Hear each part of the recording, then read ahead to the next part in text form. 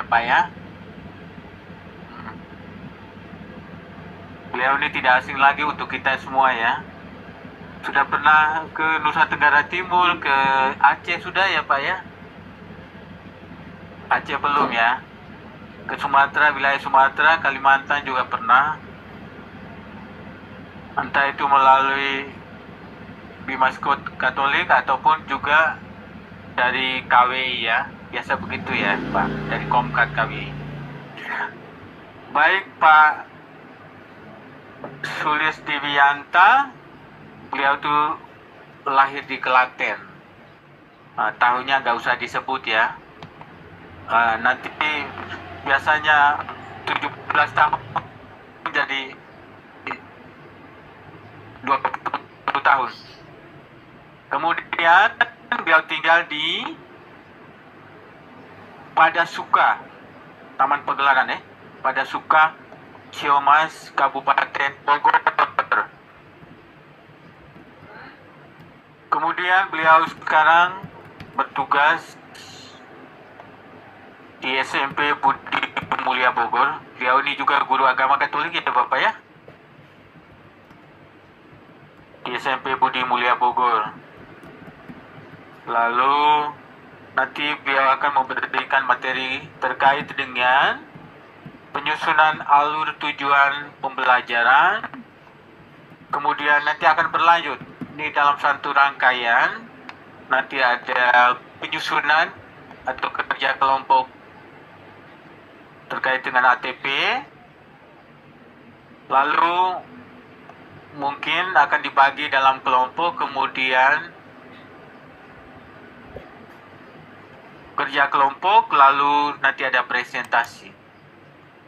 Diharapkan presentasi ini, hasil yang diharapkan nanti akan bisa menjadi oleh-oleh untuk dibawa pulang sebagai model untuk mengerjakan atau melaksanakan tugas di tempat tugas masing-masing. Waktu kita mulai sekarang ya, jam berapa ya? 1:30 sampai Pak di jam berapa? Jam 16. Ya, sampai jam 16. Setelah jam 16 snack lagi. Nah, gitu ya Bapak Ibu yang ada di daring. Ya Pak. Ya. Dan kepada Pak Sulis kami silakan. Tapi kita berikan aplaus untuk beliau dulu. Semangatin beliau dulu. Ya, kepada Pak Sulis kami silakan. Terima kasih Pak Ulang. Semangat pagi suster Bapak Ibu. Ya, saya mengawalinya semangat pagi. Karena satu ini kan jam-jam kritis. Jam-jamnya kita biasanya terlelap. Iya, jadi kebagian yang tidak enak. Kebagian yang kritis-kritis ini sama Pak Ul ini. Ya, suster Bapak Ibu, kami akan sesuai dengan arahan dari Pak Ola. Tadi sudah bisik-bisik, tidak boleh omong banyak-banyak. Supaya nanti lebih banyak bekerja sehingga ada yang bisa dibawa pulang untuk kelengkapan administrasi. Kalaupun nanti kami menyampaikan beberapa format, itu adalah sebuah tawaran ya Bapak Ibu Suster. Jadi tidak harus seperti itu. Jadi hanya merupakan sebuah tawaran. Nah, mungkin nanti akan beberapa yang saya skip karena di luar tadi saya sebenarnya sudah menghilangkan beberapa file karena saya mendengarkan ternyata hampir sama dengan yang disampaikan Pak Yogi. Tadi saya juga sengaja, meskipun jatah saya 1:30, tapi dari sesinya Pak Anton, kebetulan juga kawan ketika menyusun CP. Jadi CP yang akan kita gunakan adalah CP yang 033. Jadi bukan yang 008 tapi 003. Meskipun sedikit nanti dalam waktu dekat akan ada menyusul CP yang sudah direvisi dalam waktu dekat ini. Ya, tapi di kita bukan perubahan mayor, tapi perubahan minor. Jadi sedikit, kalau kawan-kawan kita di 5 agama yang lain itu kebanyakan perubahan mayor. Karena kalau perubahan mayor itu nanti dampaknya adalah buku yang harus mengalami juga perubahan. Nah, Bapak Ibu, buku ini saya sedikit cerita sejarah sebenarnya. Buku yang sudah ada di tangan kita ini sebenarnya dulu lahir sebelum CP revisi ini. Jadi mungkin kalau ada sedikit ketidakcocokan, itu saya kira hal yang wajar. Karena kita pasti sangat memahami bahwa kurikulum ini adalah dokumen yang hidup, yang setiap saat pasti akan berubah, menyesuaikan dengan kebutuhan zaman yang akan terus berkembang. Nah, maka yang kita pegang nanti sebenarnya adalah tujuan dari pembelajaran pendidikan agama Katolik itu apa. Anggaplah yang lain itu sebagai sebuah kendaraan yang kita pakai untuk mencapai tujuan. Apapun kurikulumnya. Ya, Bapak, Ibu, Suster, saya akan sedikit mengawali dari sini, karena nanti ketika kita harus sampai di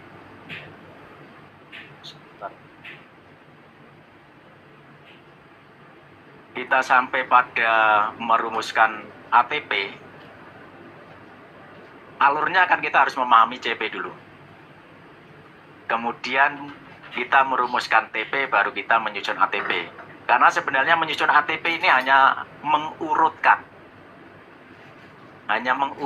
kembali dari tujuan pembelajaran yang sudah kita buat. Baru nanti dari sini sebenarnya alur, nanti mungkin dari sini saya sebenarnya sudah membayangkan yang dipikirkan Bapak Ibu. Pasti akan sedikit terpengaruh dengan buku yang sudah ada di tangan Bapak Ibu, itu sudah pasti. Padahal sebenarnya adalah tidak sama dengan buku pun sebenarnya tidak apa-apa dalam pembelajaran umum loh.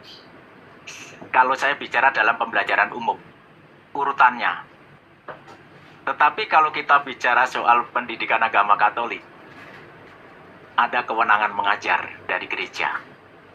Dalam hal ini adalah KWI, Bapak Ibu. Yaitu yang mungkin harus sedikit karakteristik dari kita, yang harus kita pahami nanti. Jadi pemerintah ini kan menetapkan CP sebagai kompetensi yang ditargetkan. Nah, CP ini tidak cukup konkret memandu kegiatan pembelajaran sehari-hari kita. Kemudian, sehingga perlu diurai menjadi tujuan pembelajaran yang lebih operasional dan konkret, yang bisa dicapai oleh peserta didik sampai pada akhir fase. Yang biasanya fase ini kan dibuat antara 1 sampai 3 tahun. Memang ada yang 2 tahun, ada yang 1 tahun, ada yang 3 tahun. Nah, kemudian kita akan lihat berikutnya. Tidak mau, Pak. Baterainya kebetulan baru diganti semalam. Nah, bagaimana kita bisa memahami tentang capaian pembelajaran ini? Mari kita... Sudah dicolok itu, Mas, ya? Sudah. Tapi kenapa tidak? Nah, ini. Jadi, capaian pembelajaran ini merupakan kompetensi yang harus dicapai peserta didik pada setiap fase. Mulai dari fase fondasi, fase PAUD. Nah, maka kalau dianalogikan seperti yang tadi saya sampaikan, ini seperti sebuah perjalanan,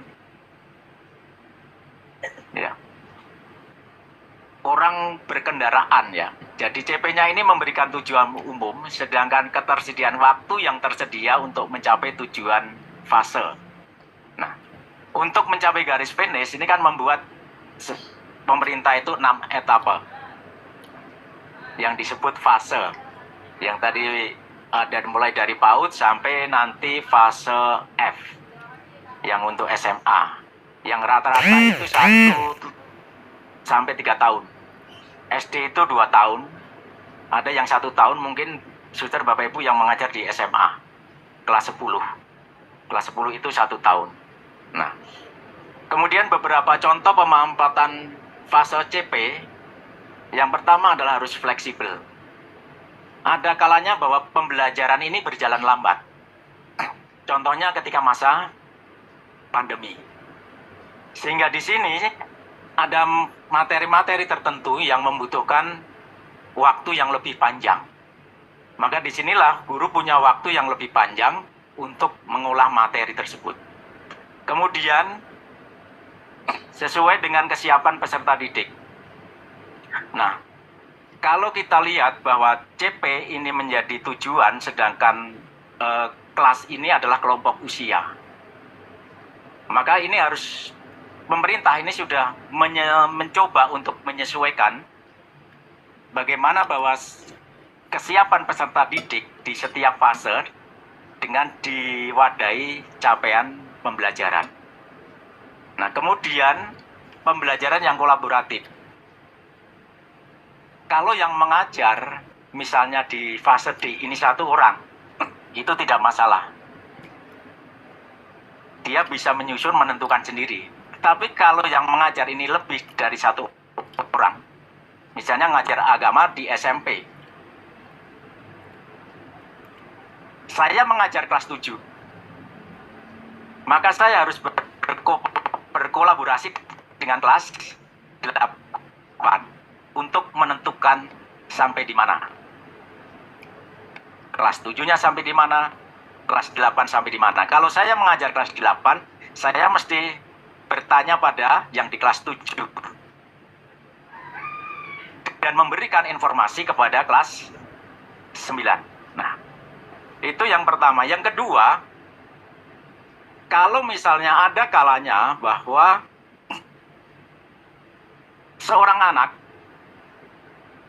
dia ada di fase atau kelas 3. Kelas 3 SD. Dia sebenarnya belum bisa menuntaskan fase sebelumnya. Kelas 1, kelas 2, yaitu fase A. Anak yang ada di kelas lanjutan ini, yang di kelas 3, gurunya ini harus berkolaborasi dengan kelas yang mengajar di fase A. Mana kompetensi anak-anak ini yang belum dicapai. Karena ini kaitannya dengan kriteria kenaikan kelas, Bapak Ibu. Jadi harus berkolaborasi. Maka yang disebut dengan kolaboratif. Nah, ini saya lewat saja Bapak Ibu, pertanyaan reflektif ini. Bapak Ibu, bahwa seorang guru ini harus familiar dengan CP. Isi CP kita ini ada berapa hal? Memuat berapa hal Bapak Ibu? Berapa unsur? 4. 1. Itu elemennya Bapak. Ya, itu elemen fase. Jadi yang saya tanyakan adalah unsur dari CP. Setiap CP mapel apapun. Betul ada 4 ya. Mari kita lihat. Ini yang biasanya tidak kita baca.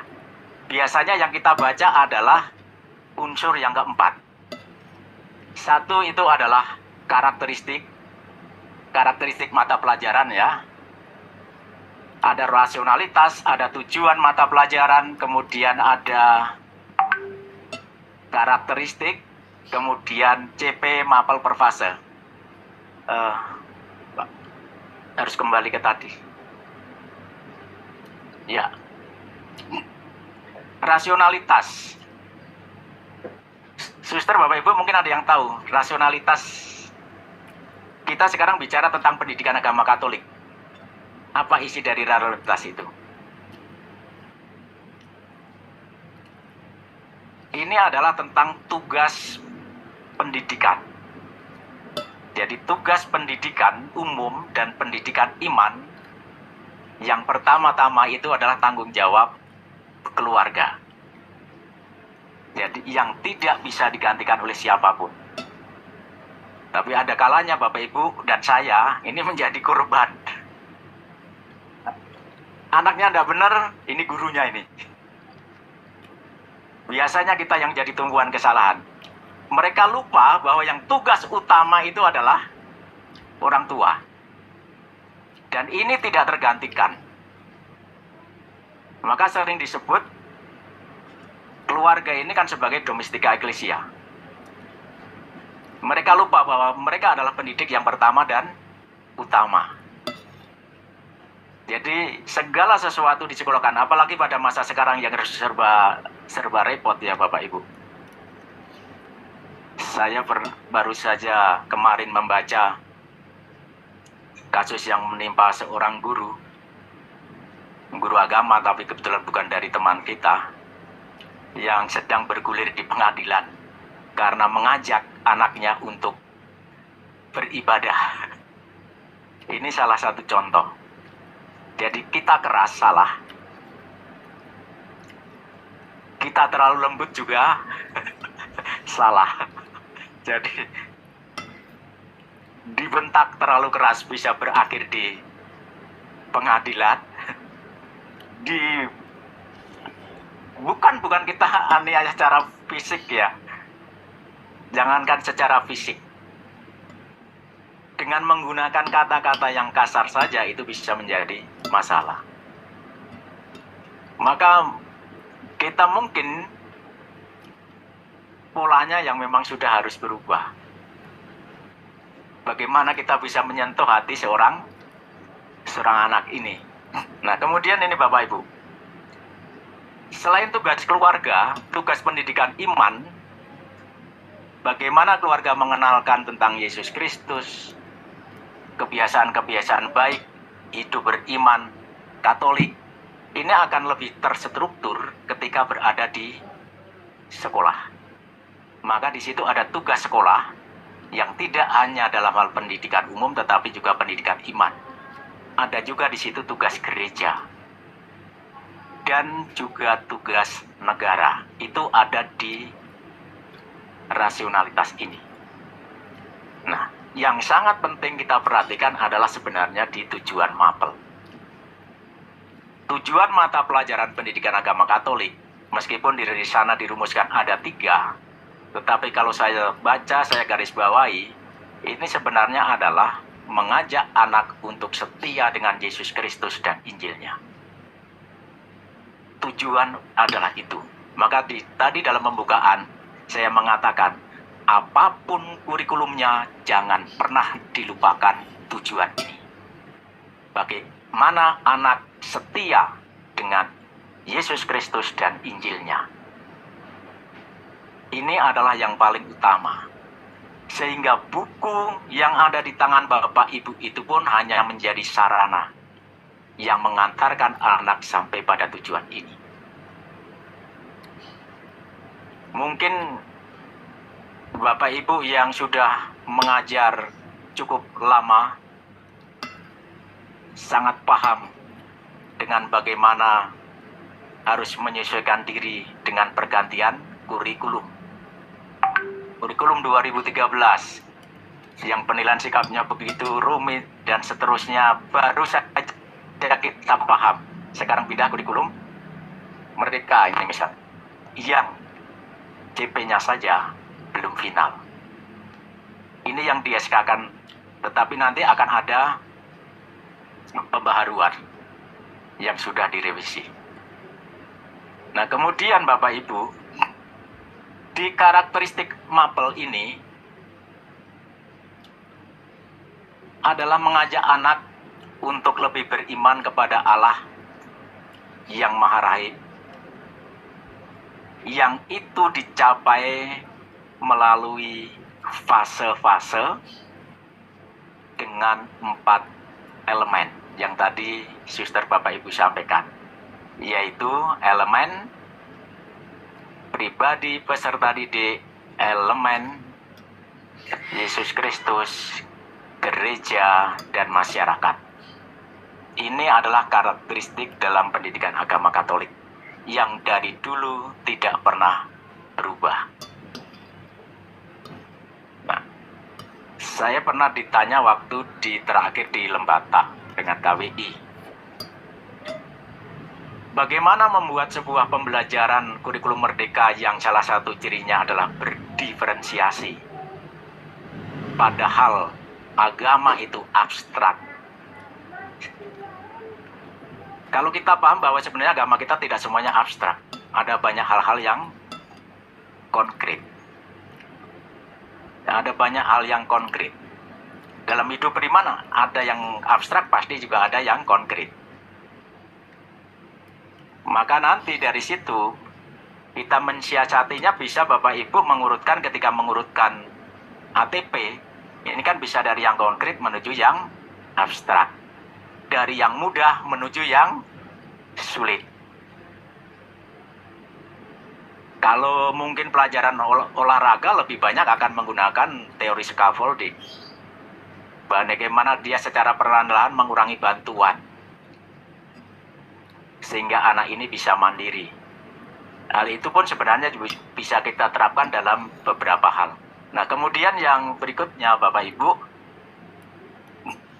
CP Mapel yang dikatakan ini adalah tentang per fase. Yang kita tahu bahwa nanti yang sering kita baca itu di yang keempat ini, yang diterumuskan dalam fase itu, terakhir keempat. Biasanya ayo buka CP yang langsung kita buka pada bagian yang dibaca fase. Kita mau mengerjakan administrasi apa, maka yang lain dilewati, cari fasenya di situ. Biasanya kan ini. Kadang-kadang kita melupakan hal yang lain. Nah, kemudian Bapak Ibu, mari kita lihat bersama-sama. Pada tahap ini pendidik harus mengolah ide tersebut menggunakan kata kunci yang tadi sudah disampaikan Pak Anton ya. Untuk merumuskan tujuan pembelajaran. Tujuan pembelajaran dikembangkan perlu dicapai peserta didik dalam 1 atau lebih jam pelajaran. Sehingga akhirnya penghujung fase mereka dapat mencapai CP. Nah, oleh karena itu untuk CP dalam satu fase, pendidik perlu mengembangkan beberapa tujuan pembelajaran. Jadi kita bicaranya bukan lagi kelas ya Bapak Ibu ya. CP fase ya. Jadi karena kita satu fase, ya kebetulan saja fase kita, fase D itu ada 3 kelas. Jadi CP dalam satu fase inilah yang sebenarnya menjadi tujuan. Maka kalau dalam pembelajaran umum, guru ini punya hak untuk menentukan berdasarkan tujuan yang sudah diurutkan, mana yang diajarkan di kelas 7, 8, dan 9. Kalau tidak salah, tapi terbentur pada saat penilaian rapot. Itu nanti akan bisa terjadi begini. Anak yang sekolah di tempat Bapak, ketika dia pindah di tempat saya, itu bisa berbeda. Jadi dia sudah berbeda, maka timbul pertanyaan, mana yang harus atau apa yang harus dilakukan oleh sekolah tempat anak ini pindah? Karena pasti berbeda. Materi yang sudah dia peroleh itu bisa jadi berbeda.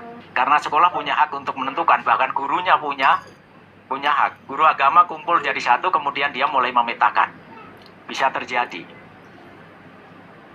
Berdasarkan pengalaman, maka sebenarnya adalah ketika anak-anak kita sampai misalnya pada materi C, sementara anak ini masih B, meskipun dia sebenarnya sudah di jenjang kelas 8, kelas 7 kita misalnya materinya sudah sampai C, sedangkan dia masih B, maka tugas sekolah yang didatangi inilah yang harus mendampingi anak ini menyelesaikan materi yang C.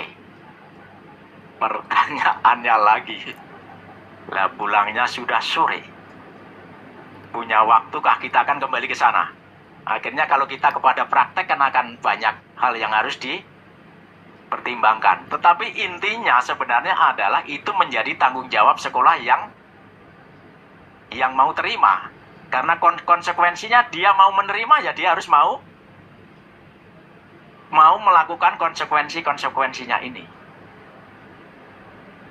Nah, itu nanti kan butuh bagaimana pendekatan semua stakeholder yang ada di sekolah itu untuk membantu. Karena saya yakin Bapak Ibu pasti pulang dari sekolah itu rata-rata di atas jam 3. Pasti rata-rata jam 3. Kadang-kadang jam 6 sudah berangkat dari rumah. Kalau saya jam 6 ya udah berangkat dari rumah.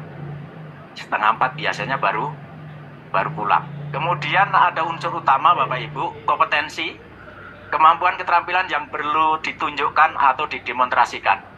Ini sebentar Pak Ula ya. Tidak lama Pak Ula.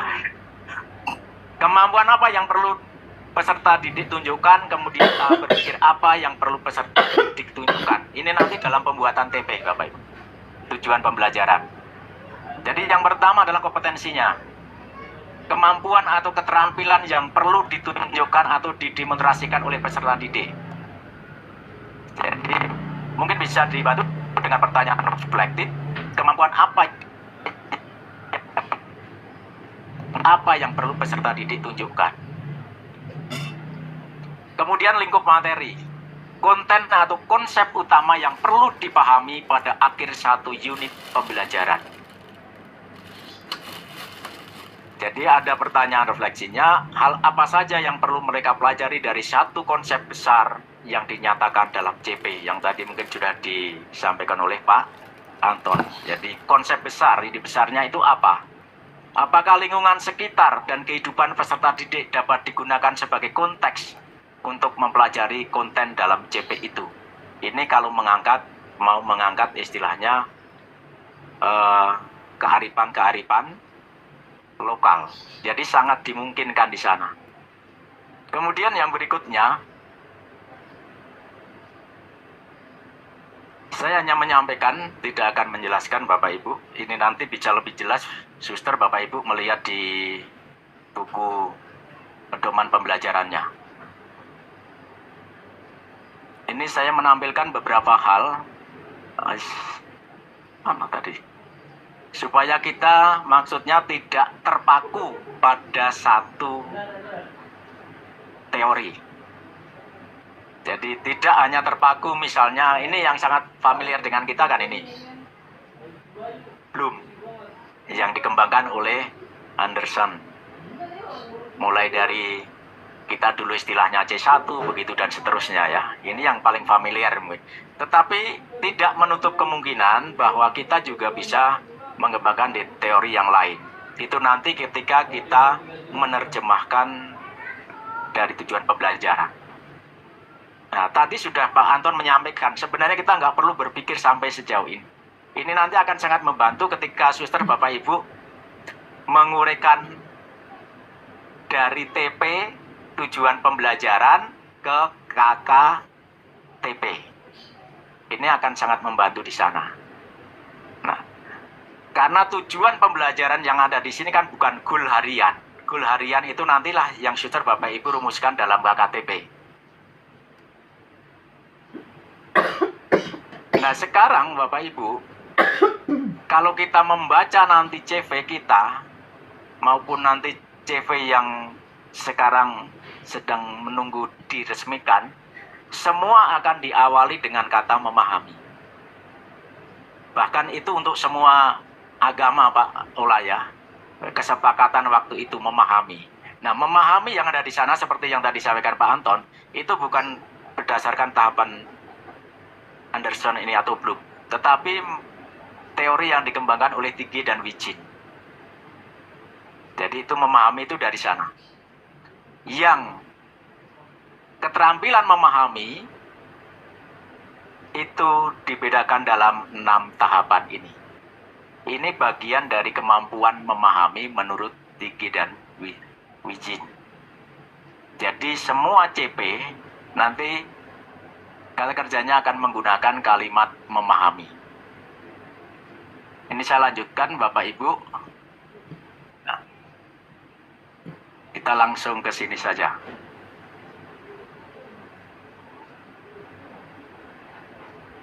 Oh, ini agak lambat. Nah, alurnya CP kemudian diturunkan dalam tujuan pembelajaran baru ATP. Nah, Bapak Ibu bisa merancang sendiri berdasarkan CP. Yang kedua, bisa mengembangkan dan memodifikasi contoh yang disediakan. Sayangnya baru disediakan kelas 7 kalau tidak salah. Baru kelas 7. Kelas 7 saja, apalagi modul itu hanya sekedar contoh ya. Satu contoh model. Kemudian menggunakan contoh yang disediakan oleh pemerintah. Nah, ini sebenarnya yang dipilih. Jadi kalaupun seandainya kita menggunakan yang sudah ada, juga sah-sah saja. Mau dimodifikasi, silahkan. Mau membuat sendiri, mungkin lebih baik. Karena bisa sesuai dengan situasi, kondisi, suster, Bapak, Ibu mengajar di tempat. Nah, kemudian yang berikutnya, ini.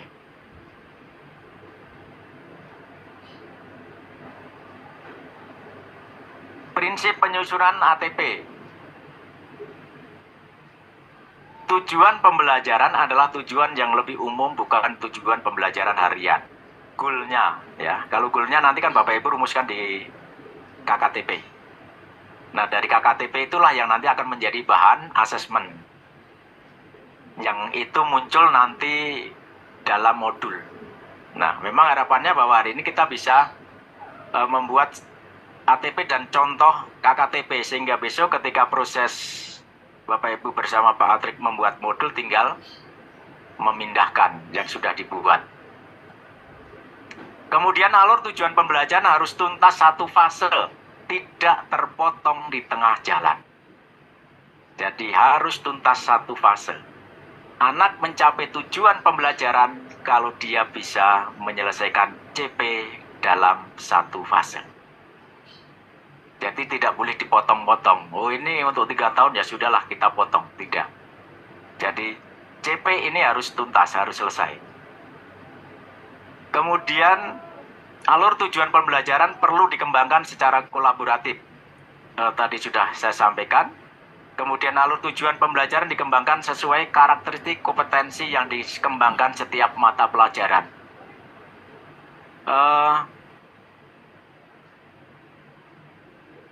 Karakter kita tadi sudah jelas bahwa ada 4 elemen yang ini harus dikembangkan untuk menjadi ATP nanti. Penyusunan alur tujuan tidak perlu lintas fase kecuali pendidikan khusus. Jadi tidak perlu lintas fase. Contohnya kan tidak mungkin kita membuat ATP untuk fase D, tapi kolaborasi kita dengan fase E. Atau dengan fase C. Tidak akan nyambung Bapak Ibu. Apalagi kalau sekolah kita sekolah mandiri, dalam arti bukan sekolah yang berkelanjutan. Tidak punya SD, tidak punya SMA. Nah, itu kan jadi sekolah mandiri, Bapak. Jadi bukan sekolah berkelanjutan, tapi kalau biasanya yayasan berkelanjutan, itu pun tidak diperbolehkan.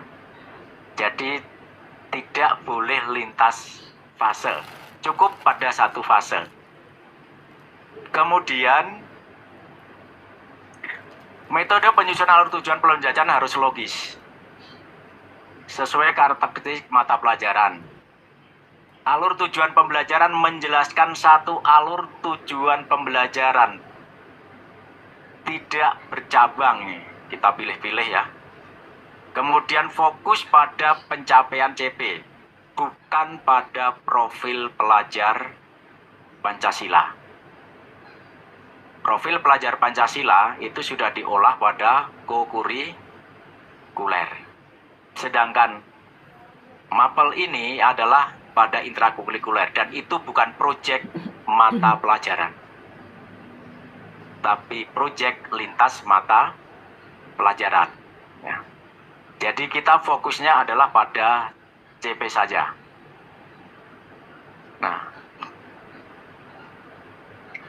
kemudian penyusunan alur tujuannya membaca capaian pembelajaran dalam fase yang akan dirumuskan ATP-nya. Jadi kita memperdalam, karena ini khusus fase D, maka yang kita perdalam adalah fase D. CP fase D. Ya. Kemudian melakukan analisa capaian pembelajaran setiap elemen. Temukan kontennya atau materinya tentang apa saja.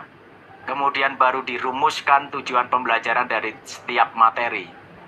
Kemudian susunlah secara linear urutan kegiatan pembelajaran. Bapak Ibu, saya berikan contoh.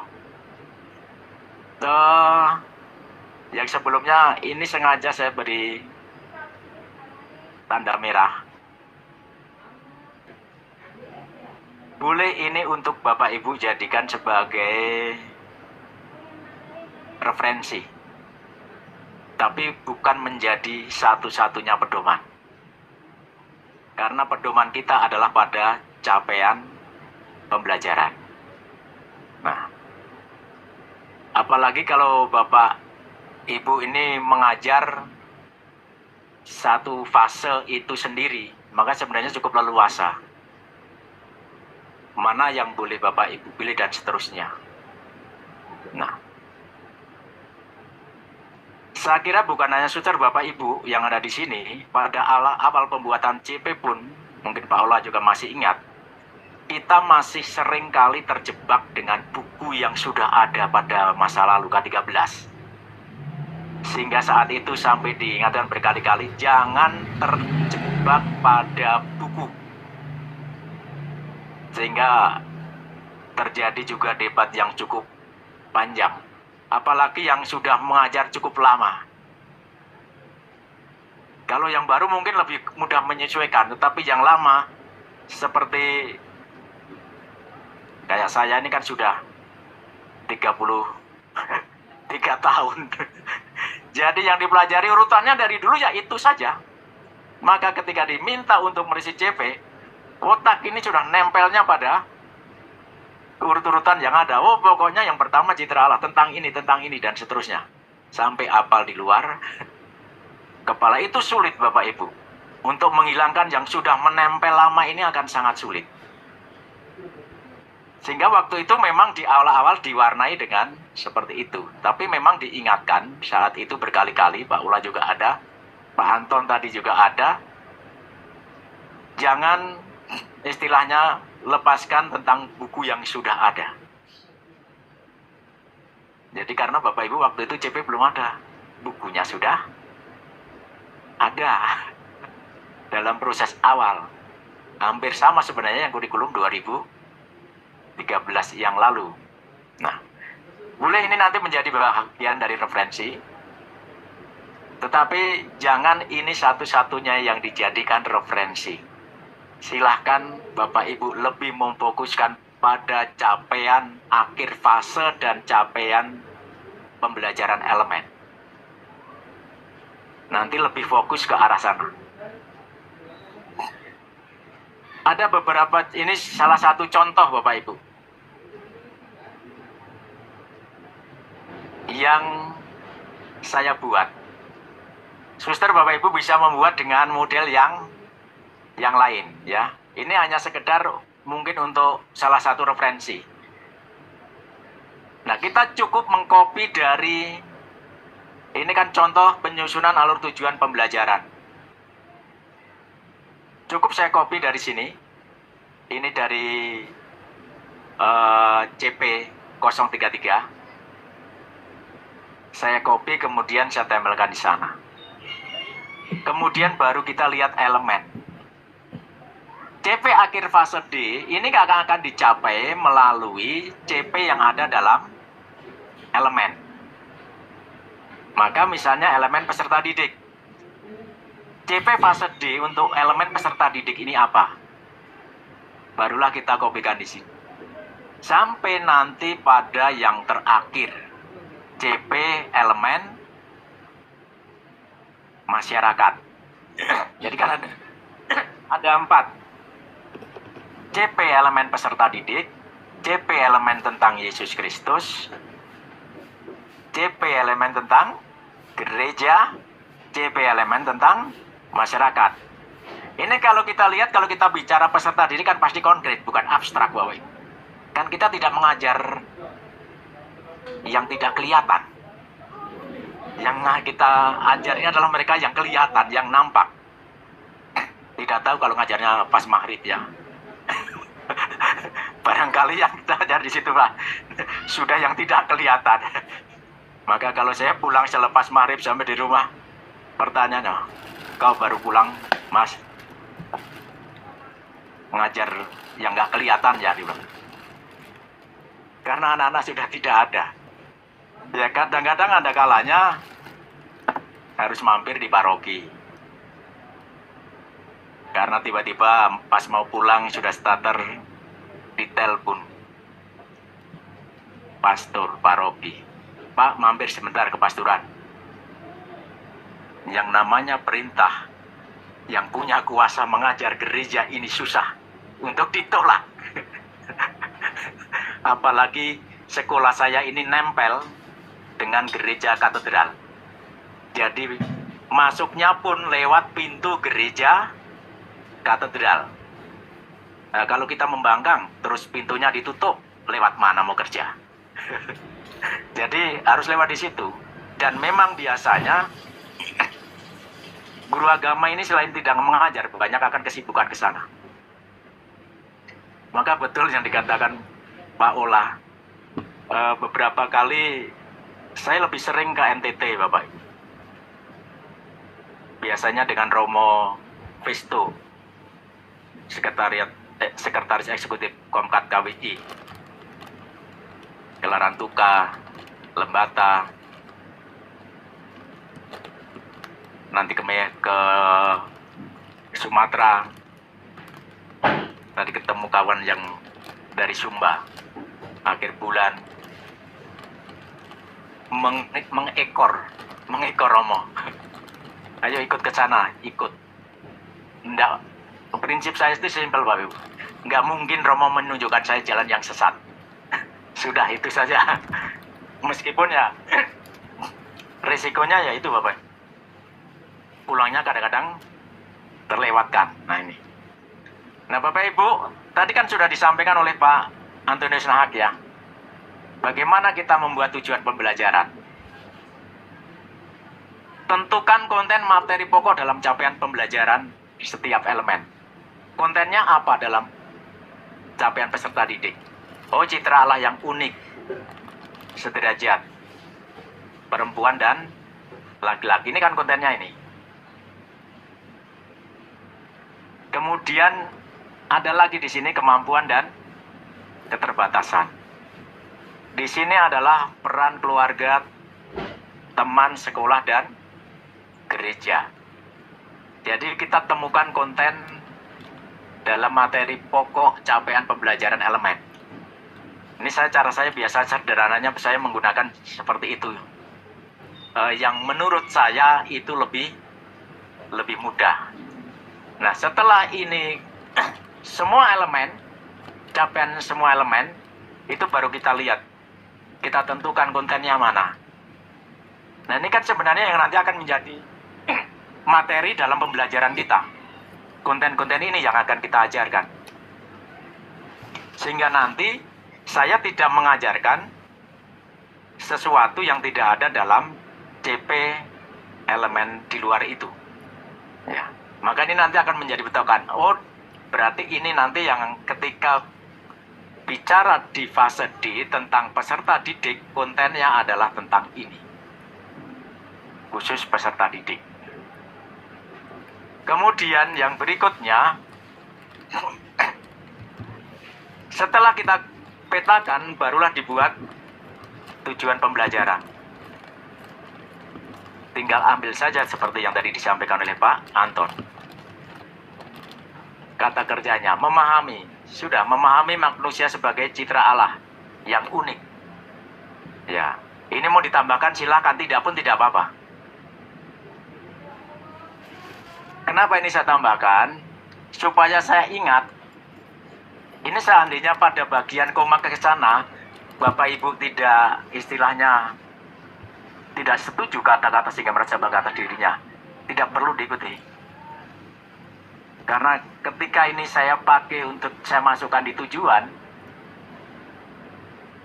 supaya saya ingat bahwa ketika saya mengajarkan materi ini, anak tidak hanya cukup paham tentang pengetahuan, tapi dia punya sikap bangga terhadap dirinya, sehingga dia bisa bersyukur apapun keadaan dirinya. Ini mengingatkan saya seperti itu. Nah, kalau misalnya Bapak Ibu ada sesuatu yang mau dicapai di situ, silahkan saja. Nah, kemudian sama Bapak Ibu, ini tentang kemampuan dan keterbatasan. Memahami kemampuan, ini kan tinggal mengambil kata kerjanya, keterbatasan, sehingga melakukan tindakan yang dapat mengembangkan kemampuan dan mengatasi keterbatasan. Jadi ada sikap juga yang ingin bisa, kalau kita punya kekurangan ya kita bisa menerima keterbatasan. Ya, tidak membuat saya menjadi malu, minder dan seterusnya. Jadi ini memang Bapak Ibu sengaja saya cantumkan supaya mengingatkan saya bahwa ada hal lain yang tidak hanya sekedar mereka punya kompetensi kognisi saja, tetapi juga ada sikap yang dibangun. Karena pembelajaran agama ini kan sebenarnya lebih mengarahkan bagaimana anak itu bisa mengambil sebuah sikap seperti yang diteladankan oleh Yesus Kristus sendiri. Ya. Karena kalau nanti kita hanya mandek di sini sehingga saya lupa, sepertinya tidak beda jauh dengan pelajaran PPKN. Tidak ada kekasan bagi pendidikan agama Katolik. Ya. Kemudian yang berikutnya, memahami peran keluarga, teman, sekolah, dan gereja dalam mengembangkan dirinya. Nah, ini maka saya tambahkan, serta mensyukuri dengan berpartisipasi di dalamnya. Nah, ini tujuan pembelajaran. Setelah ini semua nanti saya rumuskan, termasuk juga untuk Yesus Kristus. Yang berikutnya adalah melakukan proses yang sama untuk elemen berikutnya. Kontennya apa? Oh, ini pribadi Yesus yang berbelas kasih, pengampun dan pendoa.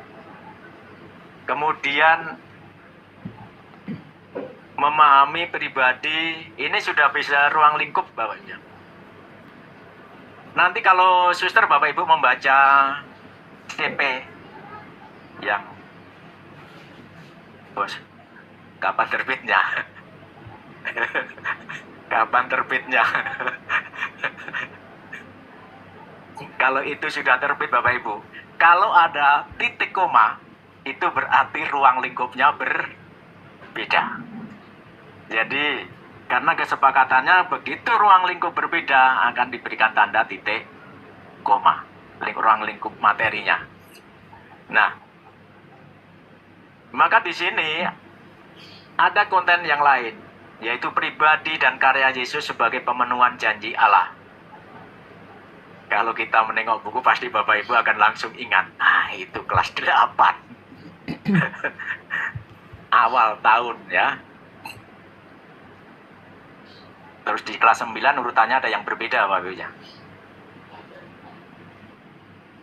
Tema tentang masa depan dipindah di awal. Ada yang sudah kelas 9-nya kurikulum merdeka, suster Bapak Ibu? Belum. Baru kelas 7 Pak. Wah, suster sudah lari 2 tahun lebih dahulu ya. Berarti nanti kita dengarkan pengalaman suster. Karena sudah 2 tahun. Itu biasanya sudah luar biasa. Udah mahir. Ya. Kami itu juga baru kelas 7. Baru kelas 7. Tapi kalau yang di negeri memang sudah kelas 8. Kan karena ngajarnya tetap di swasta, kemudian karya sosialnya di negeri, yang bikin pusing kepala. Karena apa?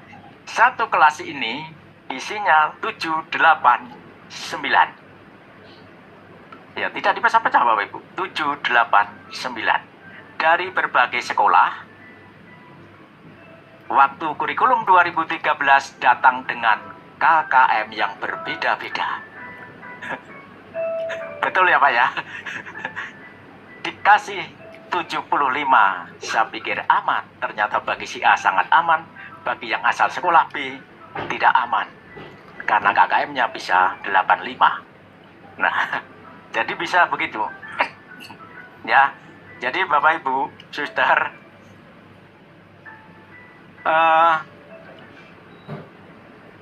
untuk yang kelas 9 itu nanti akan diawali di buku. Saya bicara buku, Bu. Nanti kalau nggak cocok Ibu, suster, Bapak Ibu lempar lagi aja di belakang. Nggak apa-apa, di bab terakhir. Oknumnya saya yang pindah ke depan. Saya jujur saya katakan, kenapa dipindah ke depan? Ada alasan yang saat itu bersama dengan Romo. Sekolah-sekolah swasta ini biasanya pendaftarannya berbeda dengan negeri. Jangan salah Bapak Ibu, sekarang saja sudah ada yang mulai pendaftaran peserta didik baru. Gelombang pertama, gelombang kedua, gelombang 3 terakhir tsunami. Kenapa tsunami? Karena mereka yang tidak di negeri akhirnya diterima. Iya kan ya, apalagi yang sulit, yang sekolahnya banyak. Nah, ada yang mau, itu kan ada sakramen perkawinan dan sakramen imamat, membangun masa depan. Maka dipindahlah dia ke awal, unit 1. Karena apa? Supaya anak saat itu sudah punya bekal. Kalau diberikan yang terakhir, percuma. Mereka sudah cari sekolah kemana-mana. Itu alasan yang pertama. Alasan yang kedua, supaya pembicaraan tentang sakramen ini berlanjut. Kelas 8 kita bicara tentang sakramen-sakramen yang 5, maka dilanjutkan. Nah, itu akhirnya dipindah. Oknumnya ini suster. Jadi maafkan kalau tidak cocok ya suster ya. Jadi karena punya alasan itu sebenarnya. Dan waktu itu kebetulan ya sudah diterima. Karena alasannya kan banyak anak-anak kami itu yang ke seminari. Jadi ada saja setiap tahun. Maka akhirnya ya sudah. Oh kayaknya nggak cocok ini kalau di akhir. Akhirnya dimajukan. Supaya anak memang dari awal itu dia sudah menentukan. Kalaupun tidak harus terima sakramen perkawinan atau sakramen imamat ya, mereka kan bisa pilih SMA atau SMK. Jadi dari awal mereka sudah punya gambaran. Jadi pertanyaannya kenapa nanti dipindah ya? Itu kira-kira alasannya. Nah, kemudian lanjut Bapak Ibu. Setelah itu di sini kita akan lihat tentang sengsara, wafat dan kebangkitan. Kemudian juga peristiwa Yesus naik ke surga. Nah, ini yang kemarin tidak ada kan? Di kurikulum yang lama ada apa ya, sister ya? 2013 ya. Muncul ini ya sekarang ya, peristiwa Yesus naik ke surga. Karena ini juga pesan sponsor dari yang punya kuasa mengajar gereja. Ya. Kemudian yang berikutnya, ini ada konten tentang Yesus yang lain. Nah, dari situ Bapak Ibu, Suster, nah ini setelah kita susun dari elemen pribadi peserta didik, Yesus Kristus, dan seterusnya, maka kita hanya tinggal mengurutkan. Jadi sebenarnya, kalau kita sudah punya tujuan pembelajaran, disinilah kita tinggal mengurutkan. Diurutkan. Ini urutannya satu, ya tentu dengan pertimbangan harus logis, dia linear, berkesinambungan. Bisa dari yang mudah ke yang sulit, ya. Bisa dari yang konkret ke abstrak. Sehingga nanti yang kita pakai ini nanti kan akhirnya akan menjadi ketika kita menyusun KKTP dan juga menyusun modul, dasarnya kan dari tujuan ini. Bagaimana kita mengolah tujuan pembelajaran ini dalam sebuah proses pembelajaran. Sehingga ketika tujuan pembelajaran ini tercapai, CP-nya tercapai. Karena ini kan kita ambil dari CP. Ya, CP-nya tercapai. Jadi yang perlu juga kita pahami bahwa dokumen kurikulum itu adalah standar minimal. Artinya kita bisa mengembangkan menjadi lebih lengkap, lebih baik sesuai dengan daerah Bapak Ibu tinggal. Kalau di NTT ya mungkin Bapak-bapak yang dari NTT mungkin kondisinya sangat berbeda yang dari Sumatera Utara. Ada yang nggak ya Bapak dari Sumatera Utara yang perbatasan Tapanuli? Ada. Yang dari Sumatera Utara perbatasan Tapanuli, daerah Barumun. Saya pernah nyasar sampai ke Barumun Tengah sana, Pak. Kondisinya berbeda. Akan sangat lebih mudah kayak di Larantuka, kemudian Lembata, mayoritas Bapak Ibu. SMP-nya aja 70 berapa di Lembata itu. Negeri dan untuk swasta, guru-gurunya ini. Di Larantuka itu yang terakhir kumpul saja 200 lebih, 250 lebih guru agama Katolik. Coba kumpulkan di Bogor, ada berapa? Pak Mail tahu itu. Paling PMRP, Mardi Yohana Mardi Waluya, beberapa negeri. MPMP mengumpulkan 100 orang saja. Jangankan 100 orang, Pak. 20 orang saja sudah susah. Susah Bang sekali, ya. Kalau di NTT tidak, maka sebenarnya yang minoritas ini sebenarnya tantangannya akan lebih besar. Ya.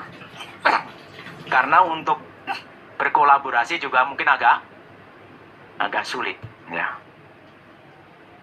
Kalau yang di mayoritas akan lebih mudah. Meskipun siap dimanapun, kita yakin tetap akan diterima dimanapun. Yang penting bagaimana kita bisa membawakan diri. Kita bisa bertukar pendapat dengan kawan-kawan kita yang juga guru agama meskipun dari mapel yang lain tentang metodenya, ya. Jadi bukan tentang ajarannya. Nah, ini Bapak Ibu yang diurutkan. Nah, kemudian nanti kalau hari ini kita mencoba untuk membuat ATP, misalnya ada berapa kelompok kira-kira Pak Olah? Saya tidak tahu apakah sudah terbentuk belum? Belum, ya. Kalau misalnya ada 7 kelompok, syukur-syukur di situ ada 7 model. 7 model yang bisa kita bawa pulang. Itu akan sangat meringankan administrasi kita. Bapak Olah, jangan lupa saya juga dibagi ya. Jadi supaya nanti bisa saling melengkapi. Karena untuk formatnya pun, ini kan Bapak Ibu bisa membuat sendiri. Tidak harus seperti contoh ini. Ya. Saya membuat 2 model loh. Yang satu saya mencoba mengurutkan seperti ini. Yang satu saya masih menggunakan teknik penandaan KD dulu. Kalau KD dari KI1 kan berarti 1 titik 1, 2 titik 1 itu berarti dari KD, KI2 dan seterusnya. Baru di bawahnya saya beri keterangan yang nomor sekian, nomor sekian, nomor sekian diajarkan di kelas 7. Nomor sekian, nomor sekian, nomor sekian diajarkan di kelas 8. Tidak pun Bapak Ibu urutkan seperti ini juga tidak masalah. Nah, yang biasanya memang kebanyakan akan membuat seperti ini. Nah, ini modelnya Pak Atrik yang bisa ketemu juga dia mengurutkan. Karena alur tujuan pembelajaran ini sebenarnya adalah hanya mengurutkan tujuan pembelajaran dengan berbagai macam pertimbangan tadi. Nah, ini contoh Bapak Ibu. Kemudian sedikit saya singgung di situ. Tujuan pembelajaran ini nanti untuk mengukur apakah itu tercapai atau tidak melalui asesmen. Nah, bagaimana asesmen untuk menentukan asesmen apa yang nanti kita gunakan? Maka ada tekniknya yang disebut dengan ini kriteria atau ketercapaian tujuan pembelajaran. Ada yang menyebut indikator ketercapaian tujuan pembelajaran atau KKTP, ya. Ini untuk mengetahui apakah peserta didik telah berhasil mencapai tujuan pembelajaran yang tadi kita buat. Pendidik perlu menetapkan kriteria atau indikator ketercapaian tujuan pembelajaran. Ini sedikit saya agak maju ya. Kemudian kriteria ini dikembangkan saat pendidik merencanakan asesmen. Ini sebenarnya akan nanti relevan ketika besok saat pembuatan modul ajar. Hanya Pak Atrik pesan tolong untuk disinggung sekalian. Yang dilakukan saat pendidik menyusun perencanaan pembelajaran baik dalam bentuk rencana pelaksanaan pembelajaran atau modul ajar. Jadi sebenarnya kalau menurut panduan pembelajaran, Bapak Ibu ini suster bisa memilih mau buat RPP atau modul ajar. Bebas untuk memilih sebenarnya. Tetapi biasanya yang di lapangan mintanya adalah modul ajar. Sebenarnya kalau di panduan pembelajaran dan asesmen yang dikeluarkan oleh Kemendikbud, kita bisa memilih mau menggunakan RPP atau modul ajar. Kalau di saya sudah bebas, dikatakan Bapak Ibu meskipun di situ ada kebebasan untuk memilih modul ajar dan RPP, silakan Bapak Ibu memilih modul ajar. Kan bebas Pak, silakan memilih modul ajar, kan ada kata memilih ya. Jadi yang dibuat akhirnya ya modul ajar ya. Dikemas dalam bahasa yang sangat halus Bapak Ibu. Nah, jadi karena memang terus terang biasanya ketika Bapak Ibu pengawas datang ke sekolah, yang ditanyakan adalah modul ajar. Ya marilah kita ikuti. Berikan kepada Kaisar apa yang wajib diberikan kepada Kaisar. Ya begitu ya suster ya. Supaya semuanya aman terkendali. Kemudian berikutnya, kriteria ketercapaian ini juga menjadi salah satu pertimbangan dalam memilih membuat instrumen asesmen. Ya, karena tidak semua asesmen itu akan sesuai dengan semua kriteria ketercapaian ini. Jadi, saya kriteria ketercapaiannya ini kira-kira instrumen asesmennya apa. Nah, kriteria ini merupakan penjelasan tentang kemampuan apa yang perlu ditunjuk atau didemonstrasikan peserta didik sebagai bukti bahwa ia telah mencapai tujuan pembelajaran. Nah, berikutnya ini Bapak Ibu. Beberapa pendekatan untuk membuat KKTP. 1. Menggunakan deskripsi sehingga apabila peserta didik tidak mencapai kriteria tersebut, maka dianggap belum mencapai tujuan pembelajaran. Saya memberikan salah satu contoh. Kalau suster Bapak Ibu ini tidak setuju dengan contoh, jangan diikuti ya. Ini hanya sekedar contoh. Nanti deskripsinya apa? Ada kedua rubrik. Mengidentifikasi sejauh mana peserta didik mencapai tujuan pembelajaran. Menggunakan skala atau interval nilai. Nah, ini yang perlu kita beri catatan khusus. Atau pendekatan lainnya sesuai dengan kebutuhan dan kesiapan pendidik dalam mengembangkan. Jadi apakah boleh di luar 3 ini? Sangat boleh. Karena ada catatan di belakangnya. Ini persis saya copy dari panduan pembelajaran. Saya tidak menambah dan mengurangi ya. Kalau Bapak Ibu buka panduan pembelajaran seperti ini. Nih. Jadi pendekatan lainnya sesuai dengan kebutuhan dan kesiapan pendidik dalam mengembangkannya. Artinya di luar yang ketiga ini boleh. Ini contoh untuk deskripsi. Kalau di panduan menggunakan mapel bahasa Indonesia kalau tidak salah. Ada eksplanasi dan seterusnya ya Bu ya. Nah, menggunakan deskripsi misalnya. Di KKTP, saya misalnya ketika kelas 7 ya Bapak, tentang doa itu ya, Yesus sang pendoa. Iya, saya misalnya tentang tujuan pembelajaran, kemudian saya membuat di KKTP-nya salah satunya berbunyi, peserta didik menyusun doa tentang peran keluarga bagi perkembangan dirinya. Misalnya itu, saya membuat deskripsinya misalnya seperti ini. Doa memuat unsur pujian syukur permohonan. Ini hanya keterangannya memadai tidak memadai. Bagaimana memadai tidak memadai? Suster Bapak Ibu yang harus bisa melihat itu. Kemudian doa ini menunjukkan susunan urutan berdasarkan pujian syukur permohonan. Ya. Memang tidak ada, memang kalau di luar itu doa itu salah, tidak. Doa itu tidak ada yang salah asal doanya untuk kebaikan. Kalau doanya untuk mencelakakan orang, ya itu yang tidak boleh ya.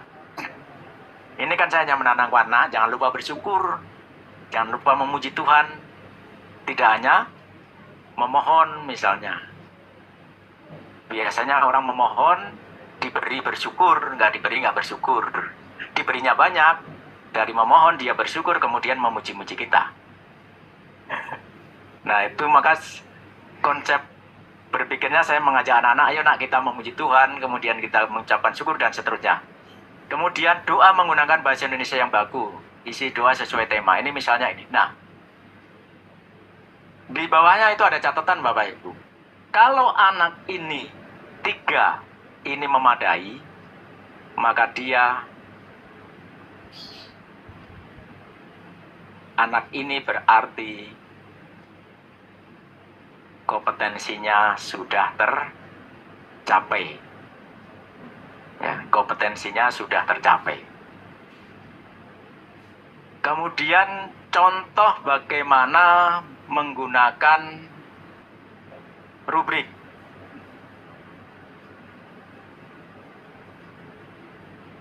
Ini isi doa sudah sesuai tema namun baru memuat unsur dan seterusnya. Kan tadi secara garis besar saya bagi 2.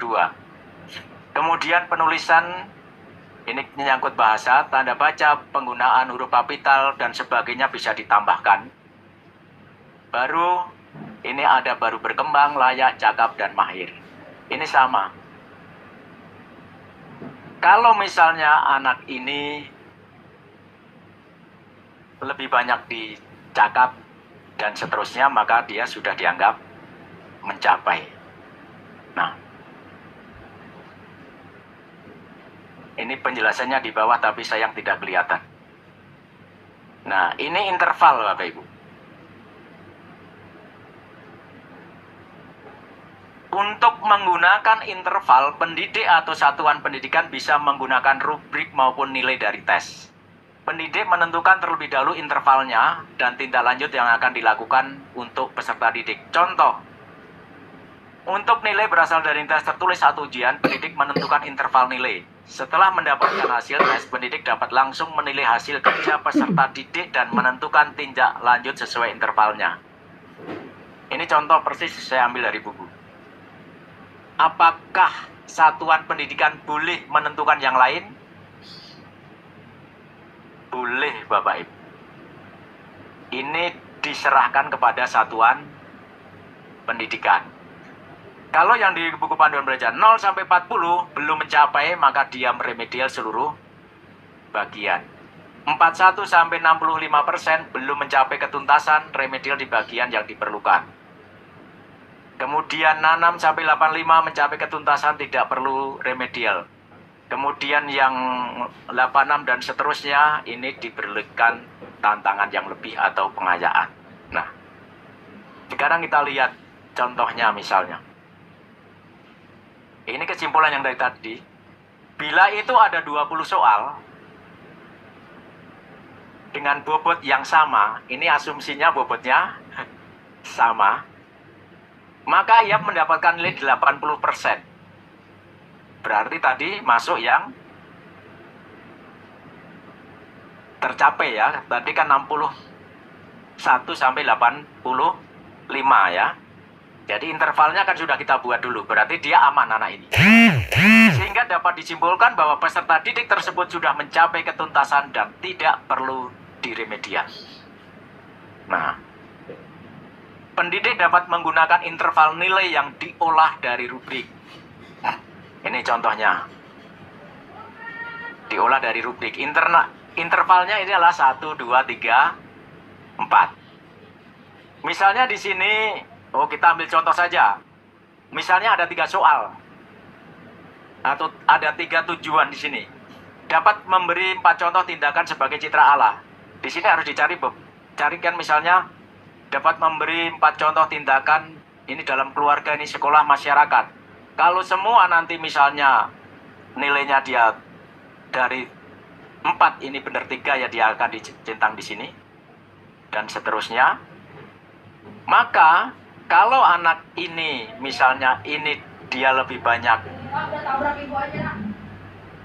3-nya, berarti dia akan lolos. Karena nanti melihatnya adalah kalau 3-3 kan berarti ini misalnya di sini 3-3, ini 9. Nilai maksimalnya adalah 12. Berarti 9/12. Itu pasti lebih dari 60%. Maka dia tidak perlu remedial. Nah, sekarang yang menjadi permasalahannya begini Bapak Ibu.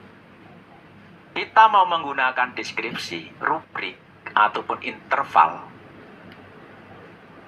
Bagaimanapun juga akan berujung pada nilai yang akan menyumbang kepada pengolahan rapot. Ini kan Bapak Ibu harus Bapak Ibu konversi. Jadi kalau misalnya seperti ini ya sudah tadi 9 kali dibagi 12 kali 100. Berarti dia akan dapat berapa? Berapa suster kira-kira? 86 kan? Dapat 86. Ya itulah nanti akan menjadi nilai yang akan menjadi nilai akhir yang nanti akan masuk ke dalam pengolahan nilai rapot. Dan pengolahan nilai rapot tidak bisa diwakili dengan memadai dan tidak memadai. Tapi harus dikonversi ke dalam angka. Meskipun di buku panduan itu dalam penilaiannya memang kita diminta untuk menghindari angka mutlak. Nah, deskripsi maupun menggunakan yang lainnya tetap nanti harus kita konversikan ke dalam angka. Dari situ. Rumusnya sebenarnya adalah sederhana. Berapa di situ totalnya? Kemudian berapa yang dia peroleh? Yang seharusnya berapa, yang dia dapatkan berapa? Yang didapatkan dibagi yang seharusnya kalikan 100. Akan menjadi sebuah angka yang akan kita olah. Saya biasanya menggunakan yang seperti itu. Supaya tidak menyulitkan. Jadi mencari cara yang sederhana. Suster, Bapak Ibu, itu yang kami sharingkan. Karena nanti ada tugas di bawahnya satu tadi kayaknya Pak, kelewat. Setelah yang tadi. Slide terakhir. Bagian terakhir. Ya, karena pesanan dari Pak Ulana sebelum terima kasih. Nah, Bapak Ibu, inilah yang nanti akan kita kerjakan dalam kelompok. Jadi, membuat alur tujuan pembelajaran fase D. Jadi, satu fase D. Jadi, bukan hanya elemen peserta didik atau Yesus Kristus, tapi 4 elemen dalam fase D. Baru tujuannya nanti dirumuskan, setelah dirumuskan baru silakan diurutkan. Akan terjadi begini. Sudah saya bilang, mungkin kelompok yang satu urutannya akan berbeda dengan kelompok yang lain. Tidak masalah, Pak. Karena ini kan sebenarnya kita mencoba melepas dari buku dulu. Mencoba lepas dari buku. Jadi cobalah Bapak Ibu Suster untuk mengurutkan. Memang di situ boleh kita melihat buku, boleh. Kalau mau paling gampang ya pengurutannya, supaya tidak repot sesuaikan dengan buku. Apalagi yang kelas 7, 8, 9 itu yang mengajar berbeda-beda. Jadi tidak usah, sampai mana? Nggak usah begitu ya. Tinggal bukumu kelas 7 selesai nggak? Gitu. Oh selesai, kalau selesai ya amin. Aman kelas 8, tapi kalau dia mengatakan ini belum selesai tema ini, berarti yang kelas 8 yang mengajar, dia harus menyelesaikannya. Kalau itu tidak diselesaikan, berarti ada materi yang terlewat, sehingga berarti CP-nya tidak selesai. Kompetensi CP tidak tercapai. Ya. Maka kalau Bapak Ibu benda, apalagi yang masih menggunakan kurikulumnya menggunakan kurikulum Merdeka, tapi bukunya buku kurikulum 2013, ya Bapak Ibu harus menyesuaikan, apalagi menggunakan buku pendamping pelangi itu. Oh, teman di bab 5, unit 5, ini di sini. Jadi ngajarnya harus loncat. Dan itu sebenarnya tidak masalah. Kenapa? Yang penting suster Bapak Ibu panduannya pada CP. Karena ada beberapa yang dihilangkan. Tidak semuanya masuk. Kemudian mencoba membuat KKTP berdasarkan salah satu tujuan pembelajaran. Satu saja Bapak Ibu. Terserah mau menggunakan yang pendekatan yang mana. Jadi satu saja. Karena kalau untuk semua fase nggak akan selesai 3 hari. Itu yang perlu saya sampaikan nanti. Mungkin sebelum kerja kelompok ada. Oh, mau bagi kelompok dulu. Terserah Pak Olah. Saya ikut aja.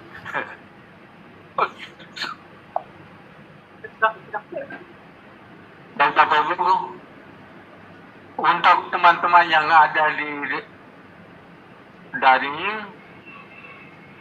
ya dicoba-coba juga untuk buat tugas kelompok, buat tugas pribadi ya.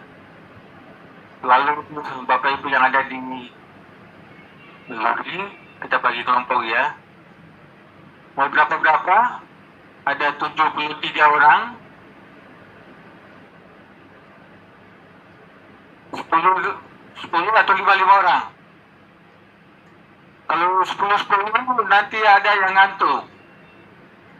Oh ya Paula, sebentar. Ya. Sebentar Paula. Bapak Ibu nanti kalau ada yang didiskusikan, saya pasti akan masuk dalam kelompok.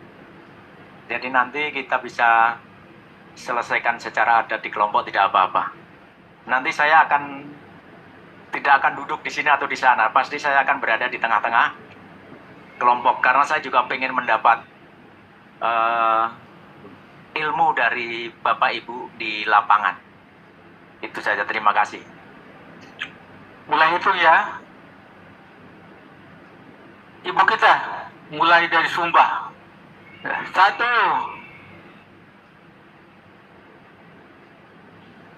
6 ya. 1,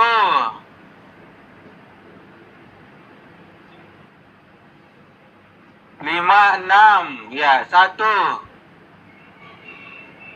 3, 4, 5, 6. 2, 3, 4, 5, 6. 1, 2, 3, 4, 5, 6. 1, 2, 3, 4, 5, 6. 1, 2, 3, 4, 5, 6. 1, 2, 3, 4, 5, 6.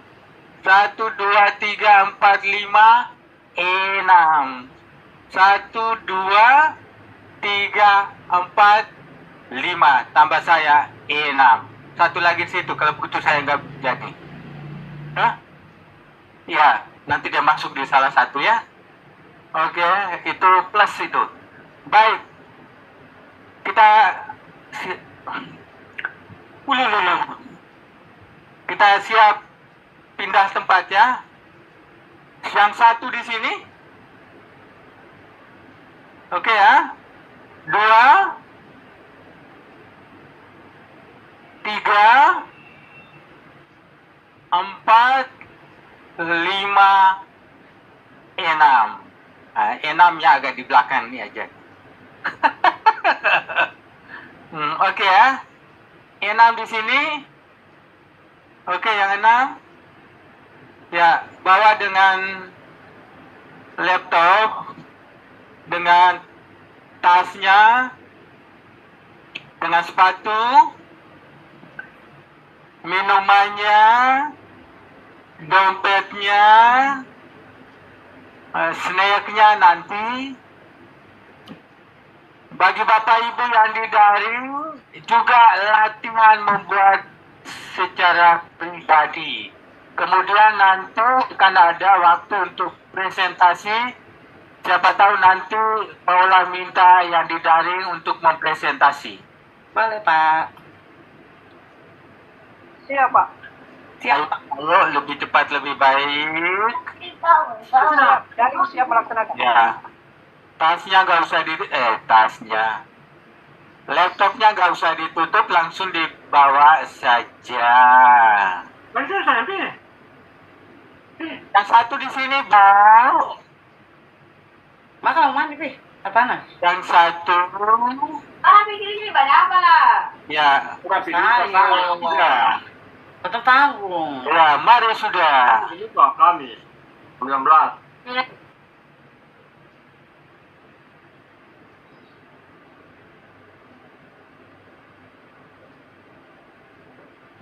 Yang satu di sini ya. Yang dua di sini.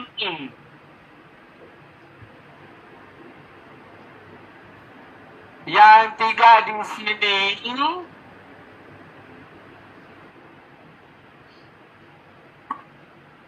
Yang empat di sini.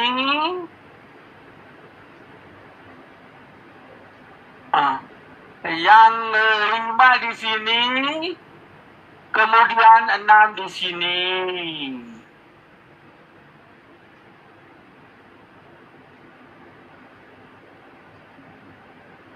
sini juga nggak apa-apa di sini. Yang ada yang 5 di sini aja. Ya, yang di sini balik ininya ke sini. Kursi, ya. Ya. Maksudnya kursinya hanya dibalik saja.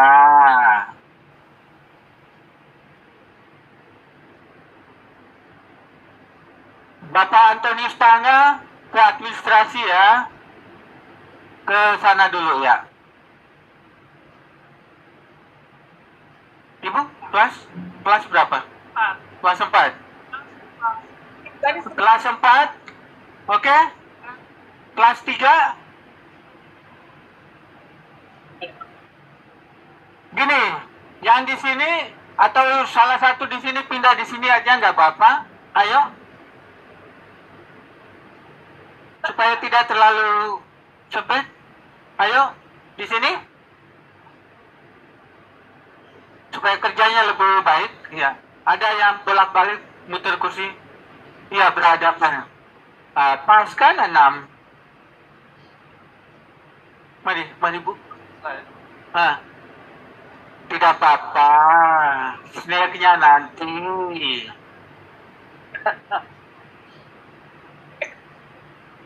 Ini kelompok?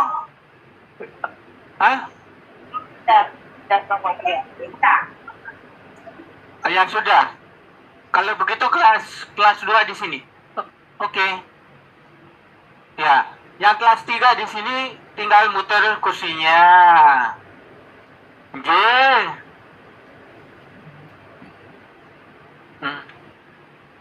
Nah, di situ aja. Ya. Kelas berapa? Kelas 2. Nah, kelas 2 di sini. Ya. Awas pelan-pelan ya. Ya. Oke. Iya, mantap. Yang di sini kan tinggal muter kursinya saja. Tadi apa? Kursi tinggal bolak. Terlalu berat ya. Ya. Ya, oh bagus ini memang kreatif. Ya, oke.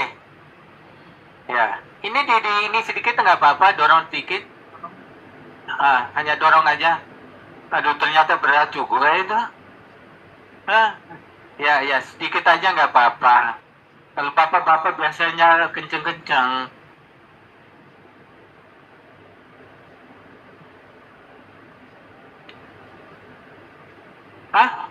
E6. Ini Bu, pindah sini supaya lebih lah ini. Oh gitu. Yo. Maksudnya lalu lintas penyeberangan bisa lewat.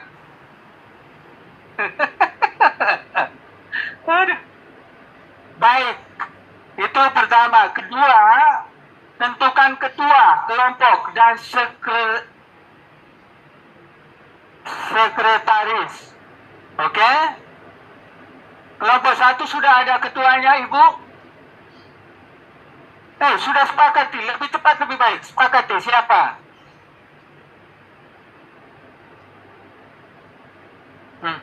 Siapa di sini, Pak? Ibu?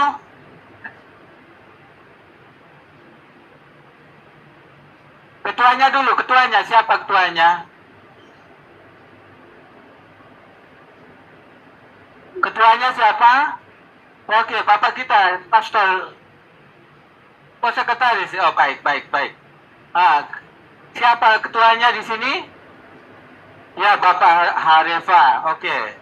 Tapi dia nggak ada, daripada cari-cari, tentukan orang di sini aja.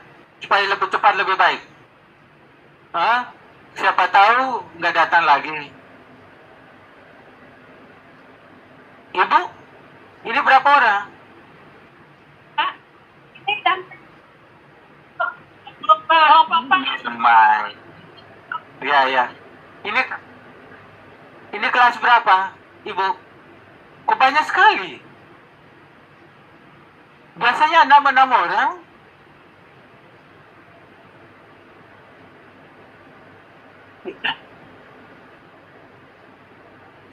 Ini kelas berapa? Kelas 2.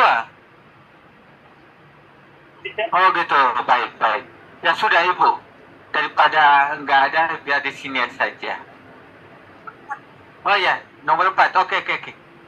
Nah, oke, Bapak Ibu, halo, halo. Ya, pertama tentukan ketua. Sudah. Kedua, sekretaris. Sudah. Kemudian yang ketiga, nanti tunjukkan satu untuk mempresentasikan.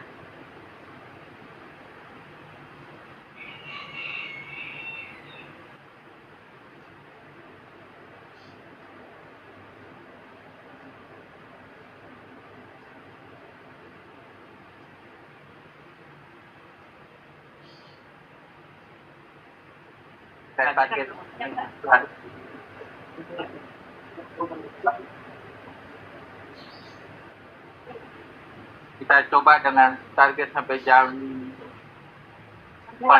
Hah? 2 pekerjaan. Oh, 2 pekerjaan. Oke, oke. Pekerjaan ya. Sampai. Presentasinya.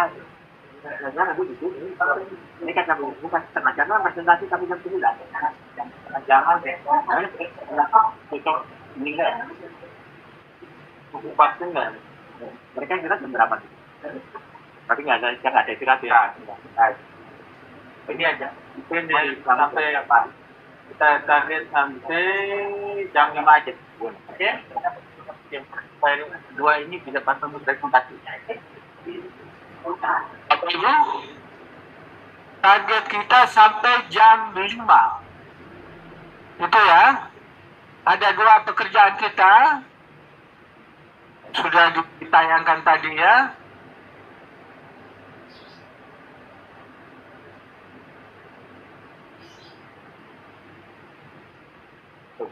Silakan semua. Kita buat. Oh, Sudah buat. Tapi Berarti kita kalau mau pakai itu ya monggo. Silakan. Iya. Monggo silakan. Suster, Bapak Ibu, jadi untuk ATP, nanti ya Pak Mail saya ke sana ya. Jadi untuk ATP itu dibuat sampai fase D ya. Jadi fase D itu kan terdiri dari 4 elemen. Ada capaian pembelajaran elemen peserta didik, Yesus Kristus, gereja, dan masyarakat. Nah, yang saya tampilkan itu adalah contoh. Siapa tahu kan nanti saya sih berharap bahwa Bapak Ibu bisa membuat yang lebih baik daripada yang saya berikan contoh.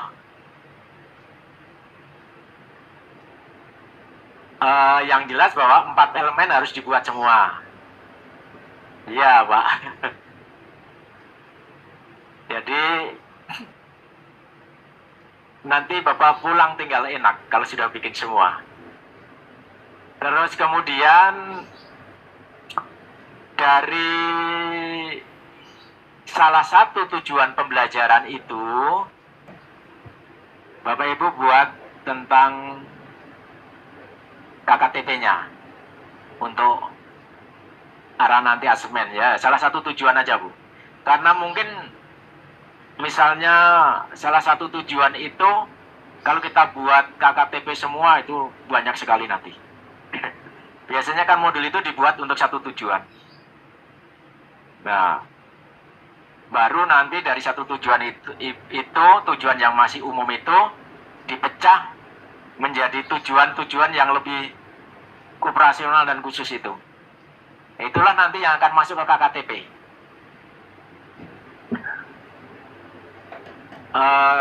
Saya berikan contoh misalnya memahami manusia sebagai citra Allah yang unik.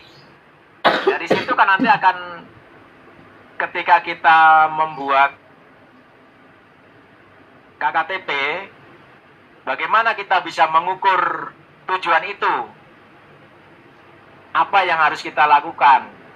Maka kita bisa buatkan misalnya peserta didik misalnya, atau langsung juga tidak apa-apa. Langsung kan berarti kita mengabaikan yang ABCD tadi. Kalau dulu di 13 kan harus ABCD. Jadi kita bisa langsung misalnya menjelaskan manusia sebagai citra Allah. Nah, kemudian ada tujuan yang lain misalnya menjelaskan manusia sebagai pribadi yang unik. Kemudian ada di situ misalnya memberi contoh tentang tugas manusia sebagai citra Allah di mana dan seterusnya. Jadi dari satu tujuan yang kita buat, tujuan pembelajaran itu, nanti ada indikator-indikator apa yang bisa kita pakai untuk mengukur ketercapaian tujuan pembelajaran. Nah, itulah nanti yang akan kita masukkan di KKTP-nya. Kalau mau yang mudah kan misalnya yang menggunakan interval tadi, ada 10 soal misalnya.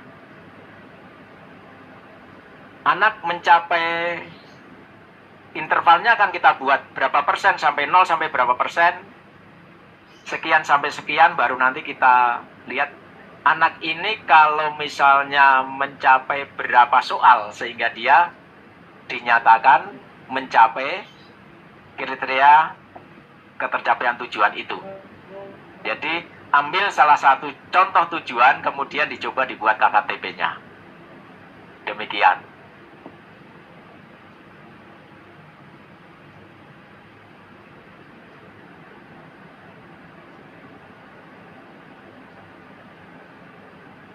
Saya berubah ada tempat buat itu dibagikan aja.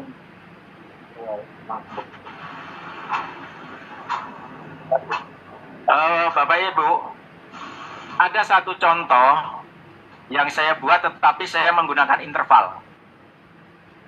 Ya, nanti Bapak Ibu bisa milih mau menggunakan deskripsi atau yang lainnya. Nanti biar dicoba di-share di Gada.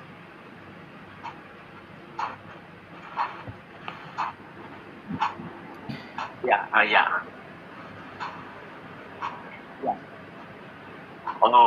Bom. Kalau itunya enggak apa-apa, bebas itunya, Bu. Apa? Untuk yang ATP modelnya seperti itu boleh. Yang KKTP nanti saya coba share salah satu contoh formnya ya. Nanti saya kirim ke Pak Ola ya.